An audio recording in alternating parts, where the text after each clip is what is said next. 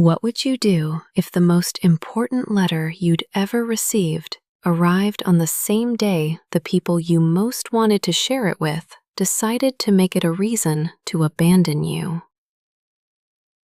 My name is Linda. I'm 33, and I have thought about that question for 5 years. I no longer find it painful to answer. I got into medical school on a Tuesday. The email came at 6:47 in the morning. I remember the exact time because I had been awake since 5:30, refreshing my inbox every few minutes, my laptop balanced on my knees in bed. The apartment was cold. The heat in our building turned off at night to save money, and I was wearing the same sweatshirt I'd worn for every major exam of the last 3 years. It was faded gray, soft from too many washes, and it smelled like coffee and anxiety. When the email finally appeared, I didn't click it immediately. I sat there, staring at the subject line. Admission decision, College of Medicine. My thumb hovered over the trackpad. My roommate, Sarah, was still asleep in the next room. The radiator hissed. A car passed outside, its headlights sweeping across the ceiling. I opened it. Congratulations. I read the word once, then again, then a third time. My vision blurred.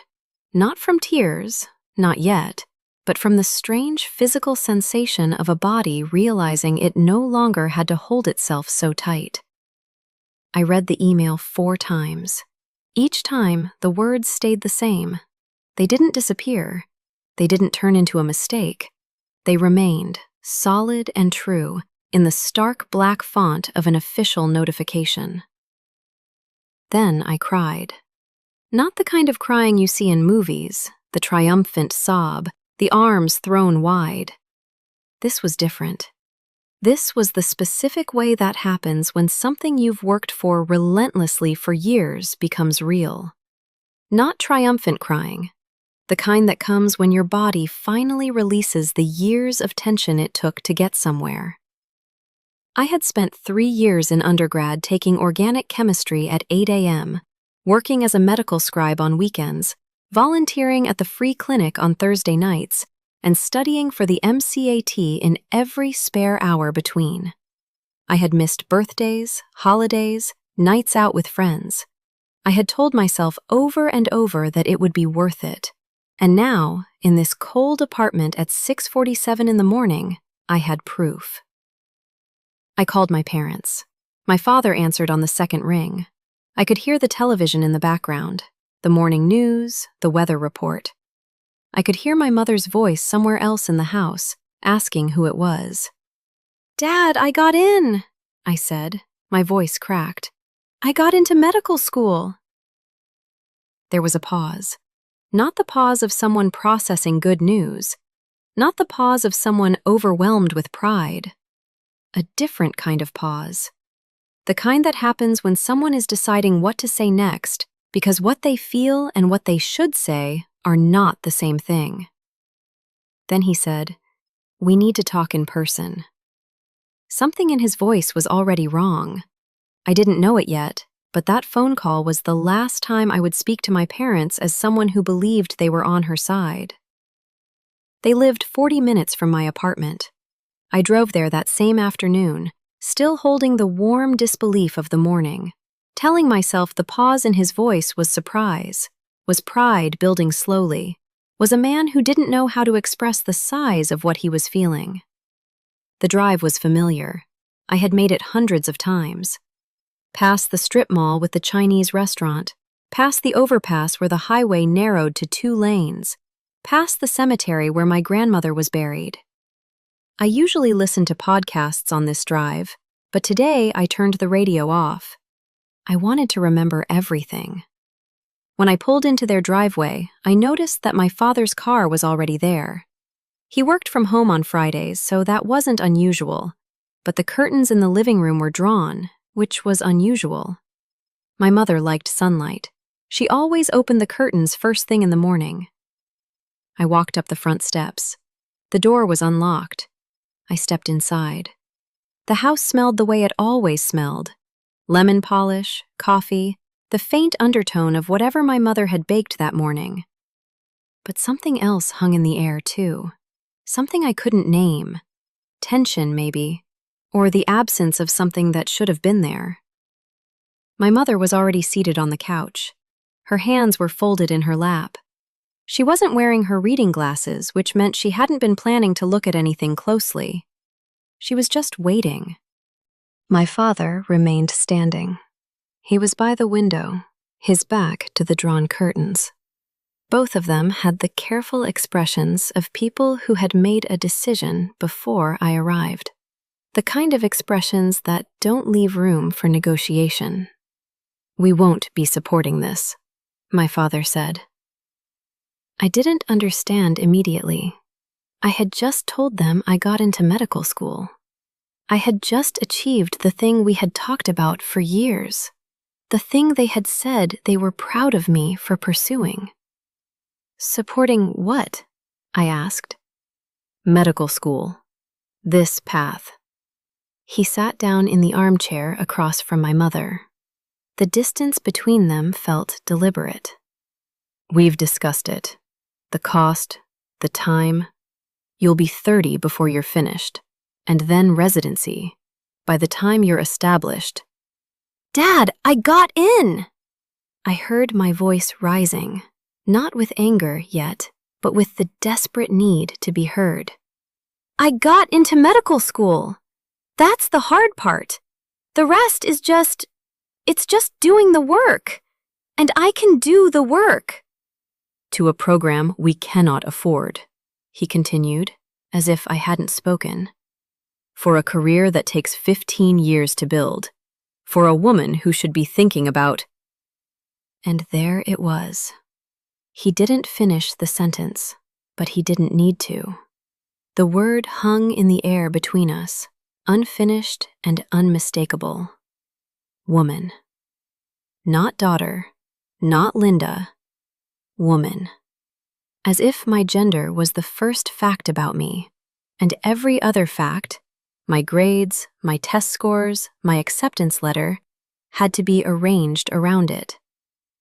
My mother finished the sentence for him, softly, as if softness could make it smaller. "It's wasted, Linda. On a girl. You'll marry. You'll slow down. We've seen it too many times." I looked at her, really looked. This was the woman who had taught me to read, who had driven me to piano lessons and soccer practice and debate tournaments, who had stayed up late with me before exams, quizzing me on flashcards, telling me I could be anything I wanted to be. She looked at the floor. I sat there for a moment in a room that had once felt like home. I understood, in that moment, that the version of this conversation I had imagined driving over, the tears, the pride, the photographs, the calls to relatives, was not happening here, had never been the plan. My father continued. His voice was calm, almost kind, which somehow made it worse. "We'll support you in something reasonable. Administration, teaching, something with an ending you can see in 5 years. Something that leaves room for a family." "I don't want a family," I said. "I want to be a doctor." "You don't know what you'll want in 10 years. "I know what I want now." "Now isn't enough." The silence that followed was not the silence of agreement. It was the silence of a door closing. I looked at my mother one more time, hoping for something, an apology, an explanation, a single word of defense. She didn't look up. I drove home. I did not cry. I was too busy making a different kind of list. I need to pause here and ask you something because I think about it often. Have you ever worked for something long enough that the achievement itself was proof of who you were? and then had the people closest to you use that achievement against you. Not because they didn't love you, but because their idea of who you should be was smaller than who you actually were. Leave a comment. Tell me where you're watching from. I want to know how far Linda's story reaches tonight. What they had told me, in the language beneath the language, was that they believed a ceiling existed above my head, and they had decided not to help me past it. What they had not accounted for was the possibility that I had already identified every scholarship, grant, loan program, and institutional funding pathway available to someone in my position. I had been researching for 2 years, not because I expected them to refuse, because I had learned, in quiet, accumulated ways, that self-sufficiency was not optional in my family. It was the only position from which you were safe. My parents had always been careful with money. They had saved for my college education, yes, but they had also made it clear that their support came with expectations. I was expected to be grateful. I was expected to be practical. I was expected to choose a path that led to a stable income and a reasonable timeline. Medical school was never reasonable. They had made that clear early on. "It's so long," my mother would say. "You'll be in school forever." My father would nod and add, "And expensive.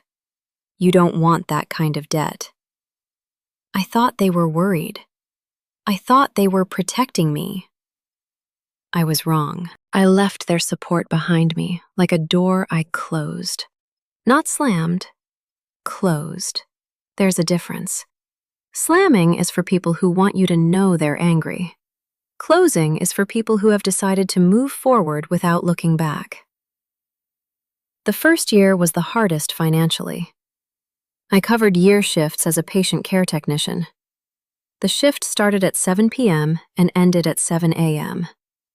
I would finish class at 4 p.m., go home, sleep for 2 hours, then drive to the hospital. I learned to sleep in short bursts, to drink coffee black because cream and sugar took too much time, to eat protein bars while walking between buildings. I lost weight that year. Not on purpose. I just didn't have time to eat properly. My friends noticed. They would slide sandwiches into my bag when I wasn't looking, leave granola bars on my desk, text me reminders to drink water.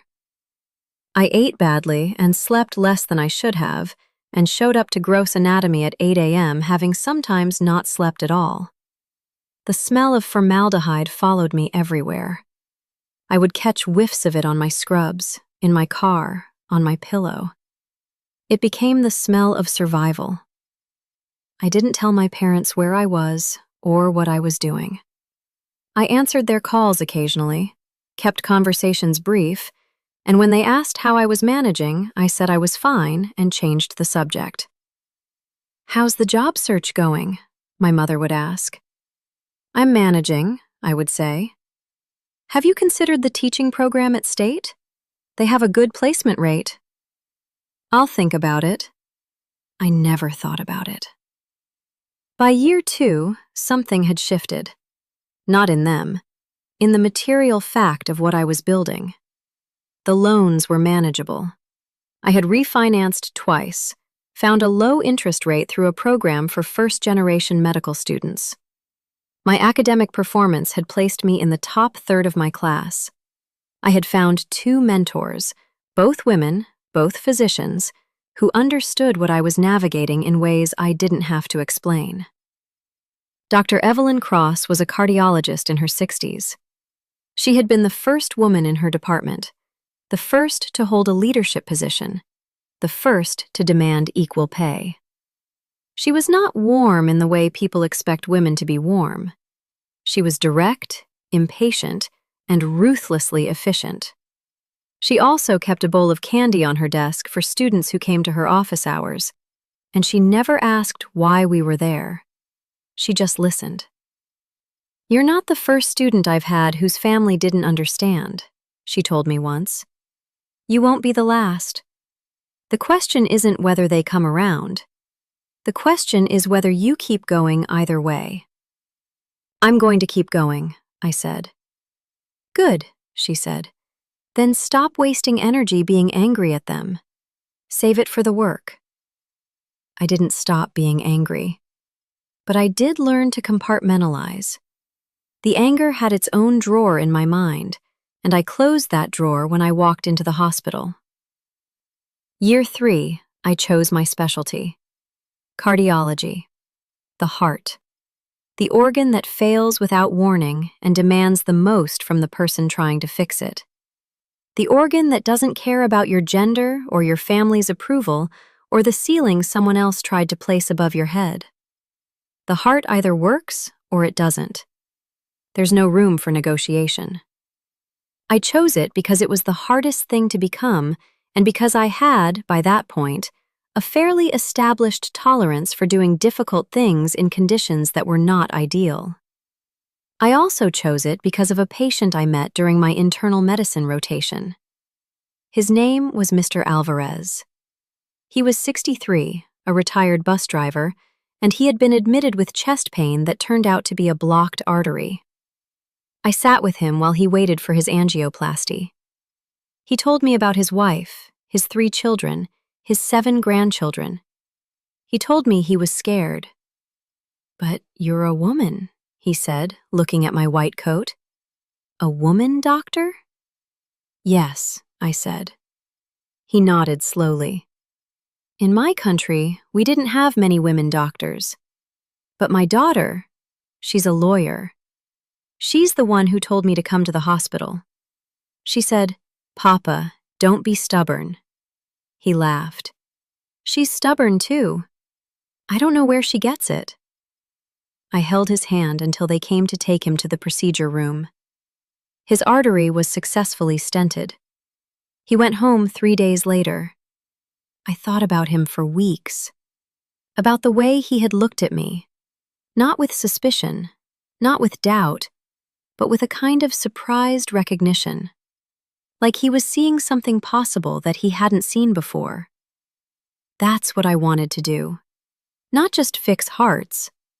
Show people that the person fixing their heart could look like anyone. Year 4 and 5 moved the way those years move when you're finally on the other side of the mountain. Steep, technical, relentless, but no longer uncertain about the direction. I completed my cardiology rotation with honors. I published a case study in a peer-reviewed journal, my first. I presented at a regional conference and didn't faint. I was offered a residency position at the same hospital where I had worked night shifts as a patient care technician. The irony was not lost on me. I had started there emptying bedpans and taking vitals. I would return there as a doctor. The day I matched, I sat in the same apartment where I had received my medical school acceptance. Different apartment. I had moved twice since then, but the same feeling, the same disbelief, the same tears. I did not call my parents. I finished my residency on a June morning. The ceremony was held in a large auditorium on the medical campus. The chairs were arranged in rows, and families filled most of them. I watched my colleagues walk across the stage, their parents cheering from the front rows, their spouses holding bouquets. I sat with the 2 friends who had been with me since the beginning. Sarah, my old roommate, who had held me when I cried after that first phone call with my parents. Marcus, who had been in my study group and had never once complained about my 4 a.m. texts asking about drug interactions. After the ceremony, we went to a restaurant I had been saving for that night. It was a small Italian place with red and white checkered tablecloths and candles in wine bottles. We ordered a bottle of wine, a nice one, the kind I couldn't afford in medical school, and we toasted to survival. "To Linda," Sarah said, raising her glass. "The best damn cardiologist I know." To not dying, Marcus added, which made us all laugh. I drank my wine and felt something I hadn't felt in 5 years. Not happiness exactly, something quieter. Something like the feeling of someone who has been carrying something heavy for a long time, finally setting it down carefully on a solid surface. The following Monday, I accepted a fellowship position at a cardiology institute I had been working toward for 2 years. It was one of the best in the region. The kind of place where complex cases went when local hospitals couldn't handle them. The following Thursday, my mother called. I want to be honest about what I felt when she said it. Because people assume in stories like this that the moment of reversal is triumphant. It wasn't. It was complicated in the way that only family can make something complicated. Linda, my mother said. Her voice was different, thinner. Your father has been having chest pain. I put down the coffee I was holding. For how long? 6 weeks. He didn't want to tell you. He didn't want to worry you. 6 weeks. 6 weeks of chest pain, and he didn't want to worry me. The man who had told me medical school was wasted on a girl didn't want to worry me with his failing heart. What did the doctor say? The local cardiologist said it's his valve. Something about it not closing properly. He needs a specialist. They referred him to the institute, the one downtown. But the wait is months, and your father is scared, and I didn't know who else to call. The institute downtown, the one where I was starting my fellowship. My mother did not know this when she called me. She called to ask if I had any contacts, given that I'd done some medical training, who might be able to help expedite the process. That was the phrase she used. Some medical training. 5 years. Board exams. Clinical rotations. A residency. A fellowship at one of the leading cardiology institutes in the country. Some medical training. I sat with the phone in my hand for a long time after she said that. The silence stretched between us. I could hear my mother breathing, waiting for my answer. I thought about the Tuesday morning 5 years ago, the acceptance email, the drive to their house, the living room, the words, wasted on a girl. I thought about the night shifts, the protein bars, the formaldehyde smell, the loans, the loneliness, the moments when I almost gave up, when I almost called them and said, "You were right, I can't do this." I thought about the patient who had needed a woman doctor, the mentor who had told me to save my anger for the work, the 2 friends who had stayed when my family had walked away. Then I said, "Mom, I'm a cardiologist. I'm at that institute. I'm on the team that does this kind of intervention." The silence on the line was different from my father's silence 5 years earlier. This one didn't have the solid weight of a decision behind it. It had the hollow sound of a miscalculation finally becoming visible to the person who made it. You're a cardiologist?" "Yes." "But you never told us." "You never asked." Another silence. Then quietly, "Oh, Linda, I didn't know." "You didn't want to know," I said. "There's a difference." I didn't say it cruelly. I said it as a fact, like a diagnosis. This is what happened. This is what it was.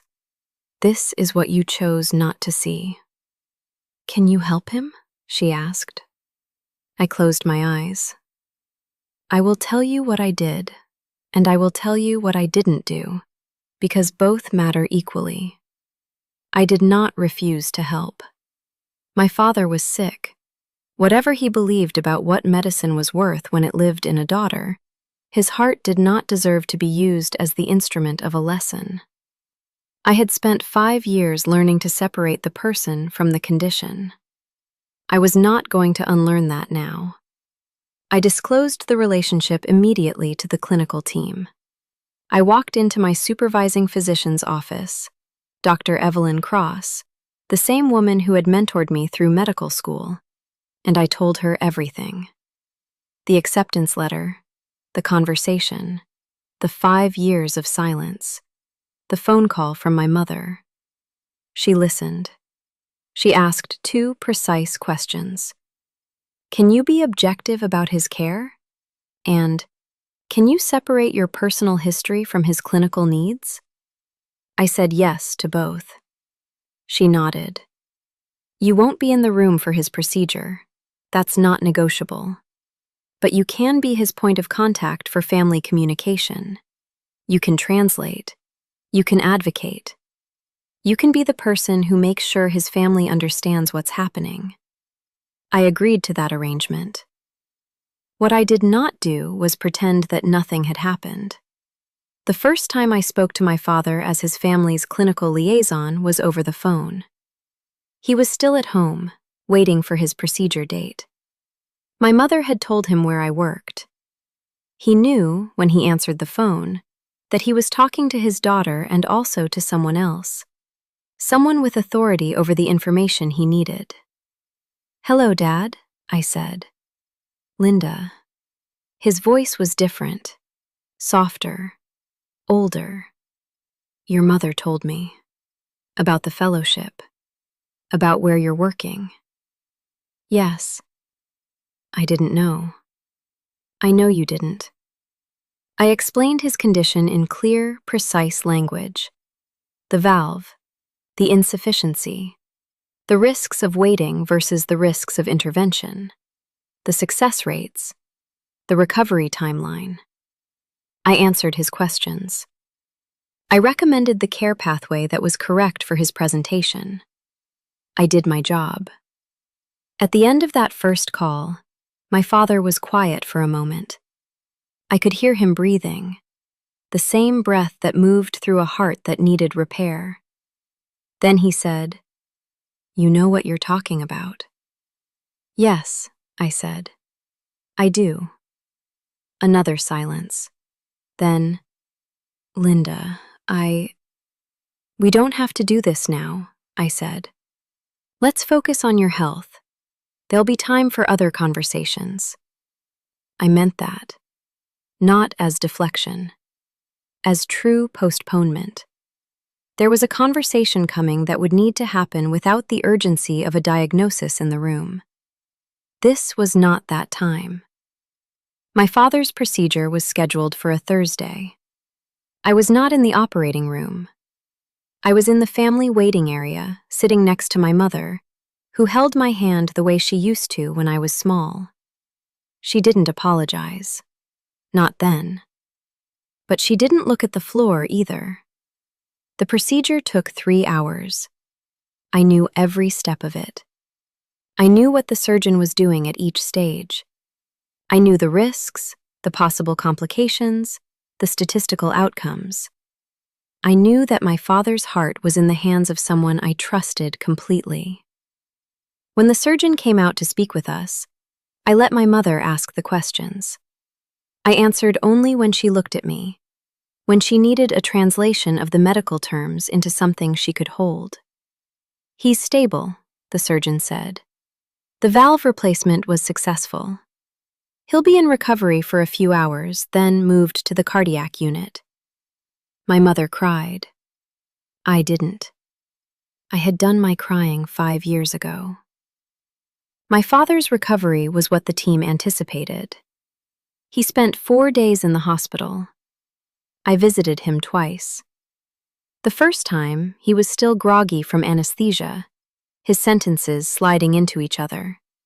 He called me sweetheart and asked if I had eaten. The second time, he was awake, alert, aware of who I was and where we were. You saved my life, he said. You saved my life, he said. I didn't. The surgeon did. I just made sure you got to the right place. That's the same thing. I didn't argue. 3 months after his discharge, he came to the city. Alone. My mother did not come.